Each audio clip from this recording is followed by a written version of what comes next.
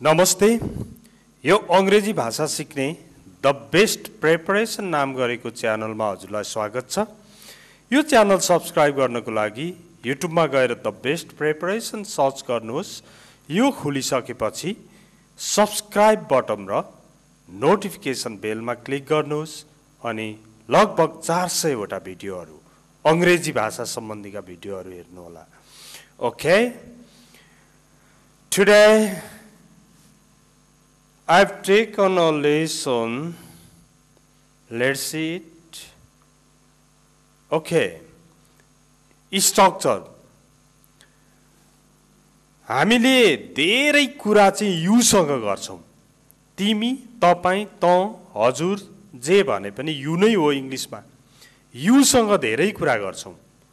त्यही भएर मैले तिमीले डट गरिरहेको देखे भन्दाखेरि चाहिँ आई स यु भन्ने बिफोर लगाइदिने भनेको आईएनजी लगाइदिने, भर्बमा आईएनजी। जस्तो मैले तिमीले रामसँग झगडा गरिराखेका देखे भन्नु पर्यो भने कसरी भन्ने होला भन्ने टेन्सनमा अब नजाने। आई स यु, अब झगडा गरिरहेको फाइटिङ भयो। I saw you fighting with Ram. Okay, मैले तिमीले अंगुर किनिरहेको देखेँ भन्नु पर्यो भने आई स यु बाईको आईएनजी लाउँदा बाइङ भयो। I saw you buying grapes. Okay,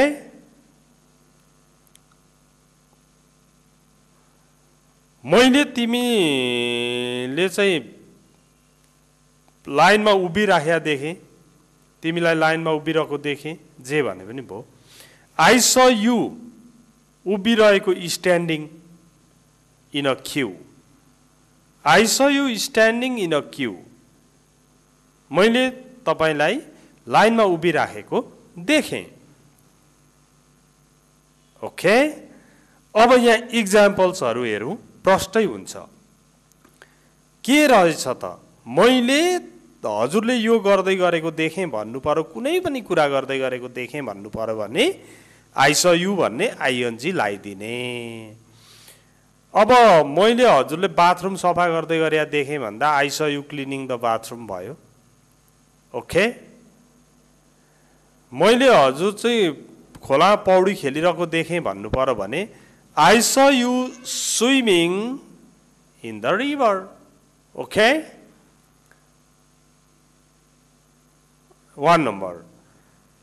अब तपाईले कोही बाटो क्रस गर्दै गरेको देख्नु भएको थियो भने भरे भेट्दाखेरि I saw you crossing the road. मैले तिमीले बाटो क्रस गरिरहेको देखेँ। बरु ठाउँ पनि भन्नुहोस्, I saw you crossing the road at Ratna Park. Ratna पार्कमा। नम्बर 2, अब मैले तिमीले रितासँग कुरा गरिरहेको देखेँ। आई स यु कुरा गरिरहेको टकिङ।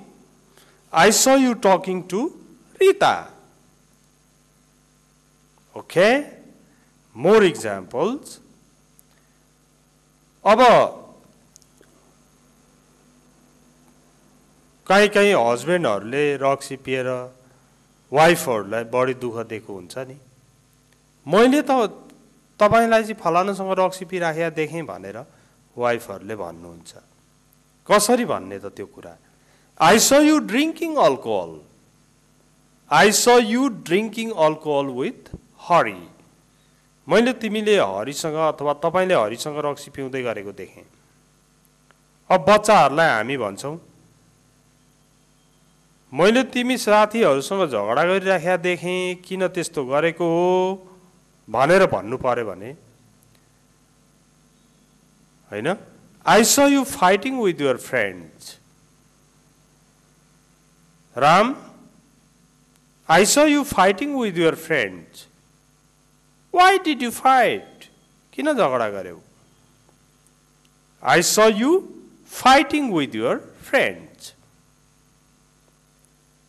Okay? तिमीले मेरो छोरालाई कुट्दै गरे मैले देखे हो भन्नु पर्यो कसैलाई भने I saw you beating my son. I saw you beating my daughter. Okay, यो एउटा फर्मुला भयो के त भन्दा मैले हजुरले यस्तो गर्दै गर्नुभएको देखेँ अथवा तिमीले यस्तो गर्दै गरेको देखेँ भन्नु पर्यो भने I saw you भन्ने अगाडि त्यसपछि भर्बमा आइएनजी लगाइदिने, सक्यो। ओके,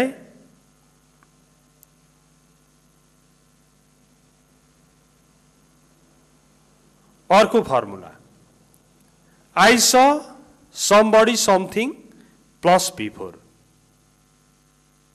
यो somebody अथवा something कोहीले केही गरेको देखियो भने I saw somebody plus before, कसैले केहीले केही गरेको देखियो भने something plus before। भनेको रामले फुटबल खेल्दै गरेको देख्नु भयो भने I saw Ram playing football। तर तपाईले एउटा बाघ आउँदै गरेको देख्नु भयो भने मैले एउटा बाघ आउँदै गरेको देखेँ भन्दा I saw a tiger coming towards me, मतिर आउँदै गरेको देखेँ। Okay, now examples हेरौँ त। I saw the plane landing at the airport। मैले त्यो हवाईजहाज विमानस्थलमा अवतरण गर्दै गरेको देखेँ, ल्यान्डिङ गर्दै गरेको देखेँ। I saw a boy climbing the wall। मैले एउटा केटो वालमा चढ्दै गरेको, भित्तोमा चढ्दै गरेको देखेँ। अब वस्तु जस्तो समथिङ चाहिँ यो ढुङ्गो समथिङ भयो। I saw a big stone falling down। मैले एउटा ठुलो ढुङ्गो लडेर आउँदै गरेको लड्दै गरेको देखेँ। I saw a big stone falling down। Okay, यसरी कोहीले केही गर्दै गरेको अथवा केहीले केही गर्दै गरेको देखियो भने पनि यही भन्ने हो। अब मानौ मैले एउटा कुकुरले स्याललाई खेद्दै गरेको देखेँ, त्यहाँबाट म टक्क रोकिएर हेरेँ भन्नु पर्यो भने I saw a dog। अब खेद्दै गरेको भन्ने चाहिँ के हो? Chasing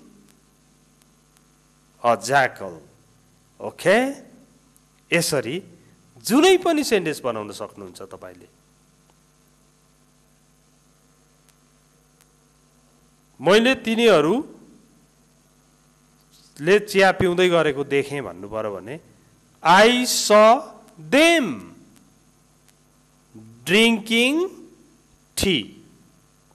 I saw them drinking tea। मैले तिनीहरूले चिया पिउँदै गरेको देखेँ। More examples। I saw them taking a picture। मैले तिनीहरूले फोटो खिच्दै गरेको देखेँ। अब तपाईले कसैलाई देख्नुभयो, टुरिस्टलाई गाइड गर्दै गरेर देख्नुभयो भने I saw her guiding a tourist। मैले उनलाई पर्यटकलाई गाइड गर्दै गरेको देखेँ। I saw her guiding a tourist in सौरा। मैले उनलाई सौरामा टुरिस्टलाई गाइड गर्दै गरेको देखेँ। अब जस्तो बस, I saw a bus dropping its passengers। मैले एउटा बसले यात्रुहरूलाई ओराल्दै गरेको, झार्दै गरेको देखेँ। I saw a bus dropping its passengers। Okay,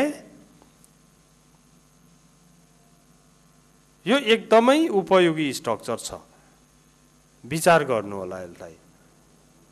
sorry, मैले यो दुईटा स्ट्रक्चर्सहरुको कुरा गरेँ। अब तपाईले थप्न पनि सक्नुहुन्छ। रिता, मैले तिमीलाई रत्न पार्कमा बाटो क्रस गर्दै गरेँ देखेँ। Rita, I saw you crossing the road at Ratna Park. Ram, I saw you talking to Rita. Ram, मैले तिमीलाई रितासँग कुरा गर्दै गरेको देखेँ.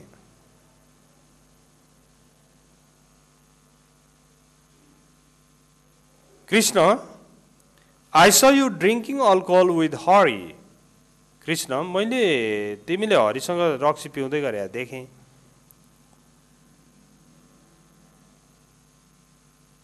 Babu, I saw you fighting with your friends. Babu, मैले तिमी साथीहरुसँग झगडा गरिराखेको देखेँ. Why did you fight? Don't fight with your friends, okay? भन्न पनि पाइयो बच्चाहरुलाई. I saw the plane. I saw the plane landing at the airport. I saw a boy climbing the wall. मैले एउटा केटो वालमा चढ्दै गरेको देखेँ अनि पुलिसलाई फोन गरेँ भन्नु पर्यो भने. I saw a boy climbing the wall and called the police. I saw a big stone falling down. मैले एउटा ठुलो ढुङ्गा लड्दै गरेको देखेँ. I saw them taking a picture. मैले तिनीहरूले फोटो खिच्दै गरेको देखेँ. अब मैले तपाईको छोरीलाई त वहाँ टुरिस्टहरु गाइड गर्दै गरेको देखेँ. I saw your daughter भने भइहाल्यो. I saw your daughter guiding a tourist. Is she a tourist guide? उनी टुरिस्ट गाइड हुन्? I saw a bus dropping its passengers. Okay. मैले यहाँ दुईटा जति स्ट्रक्चर सिकाएँ अथवा मैले जानेको कुरा हजुरहरुलाई शेयर गरेँ. ओके? र यो उपयोगी छ भने हजुरहरुले साथीहरुलाई पनि शेयर गरिदिनु होला. उहाँहरुले पनि सिक्नुहुन्छ. उहाँहरुले पनि इंग्लिश इम्प्रुभ गर्नुहुन्छ. Okay? Thanks for watching this video. See you next time.